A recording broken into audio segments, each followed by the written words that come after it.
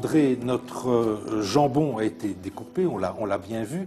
Et puis ce jambon, comme tous les autres d'ailleurs, va suivre un cheminement assez long finalement. Tout à fait, oui, oui, c'est pratiquement 1 an en fait, hein. Donc, après l'avoir paré comme nous l'avons fait, on le frictionne au sel de massage, pour ouvrir les cellules de façon à amorcer l'osmose, qui est l'osmose, le mouvement de pénétration du sel au cœur du jambon. Et après ce frictionnement, massage, ce massage, il est mis en cuve dans un mélange de sel avec différents aromates. Oui, j'ai vu des petites boules de genévrier. Voilà, c'est ça. Il y a des baies de genévrier, il y a du girofle, il y a du laurier, il y a de l'ail, des échalotes. Il y a tout ça va aromatiser notre jambon. Voilà, c'est ça. Il va s'imprégner de toutes ces saveurs-là et il va les reproduire par après. Il va s'imprégner pendant combien de temps dans ce sel? Pendant 15 jours. Il reste 15 jours dans le sel. Pas plus. Pas davantage. Autrefois, on laisse aller 1 mois. Moi, je les laisse 15 jours. 15 jours, après quoi, il est rincé et puis il est pendu en chambre froide pendant, à ce moment-là, 4 mois. 4 mois. Pour que, justement, l'osmose continue et s'homogénéise.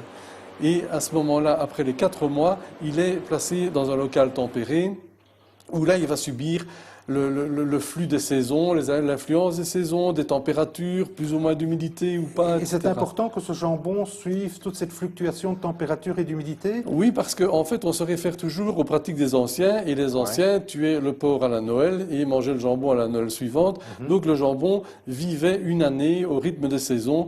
Et je tiens beaucoup à ce que le jambon suive ce même cheminement. Et avec l'humidité, ces différences de température, est-ce qu'il n'y a pas des petites moisissures qui risquent d'apparaître? Tout à fait, hein. Il y a toujours une influence. Vous avez des moisissures qui se développent dessus, qui est une flore qui est tout à fait salutaire d'ailleurs, mais qui est enlevée en fin de parcours. Et à ce moment-là, on enduit le jambon avec un mélange de saindoux, d'huile d'olive et de poivre pour l'empêcher justement de sécher et de croûter, par exemple, au moindre courant d'air.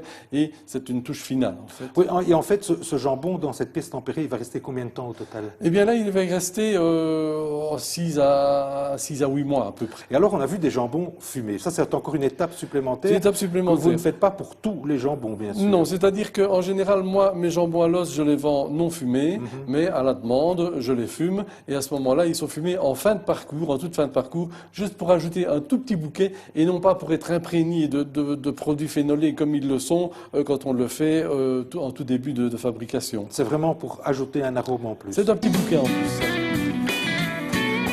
André Magerotte, dernière étape et non des moindres, le magasin dans lequel Absolument. vous retrouvez toute votre clientèle qui n'est pas seulement locale. Non, non, on vient de loin et on se détourne même pour venir à Nassogne, absolument. Voilà. Alors, ici, voilà, quelques beaux exemples. On retrouve notre jambon qui est le prêt à jambon être découpé, qui a 1 an, qui est terminé maintenant. Il a été enduit de saindoux, d'huile d'olive et de poivre et il est prêt à la vente comme ça donc. Le jambon fumé, bien entendu. Fumé ou non fumé, hein, sans eau, prêt Voilà. à la coupe aussi. Hein. Et puisque nous sommes au cœur des Ardennes, eh bien toute une variété, je dirais, de saucissons, de saucisses, de pipes ardennaises. Les grands classiques en fait. Toutes hein, fumées. oui. En général, oui. On introduit de plus en plus maintenant des produits non fumés, mais les classiques restent fumés quand même. Alors on va se retourner vers l'étal ici. Et alors là, on a toute une variété de pièces prêtes à être vendues, je dirais. Ça, par exemple. Ah ben ça, c'est un produit que nous avons remis au goût du jour aussi. C'est la côte à l'ancienne, qui est épaisse et présentée avec son gras, qui fond à la cuisson et qui imprègne la viande. C'est une petite merveille.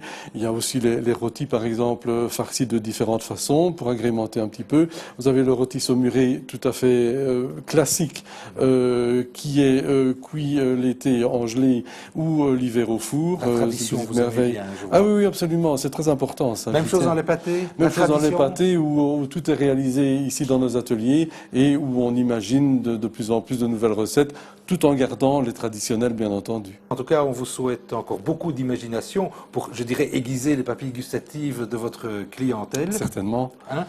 Quant à nous, eh bien, on se retrouve le mois prochain chez un autre producteur et pour d'autres conseils de jardinage bien entendu. D'ici là, portez-vous bien.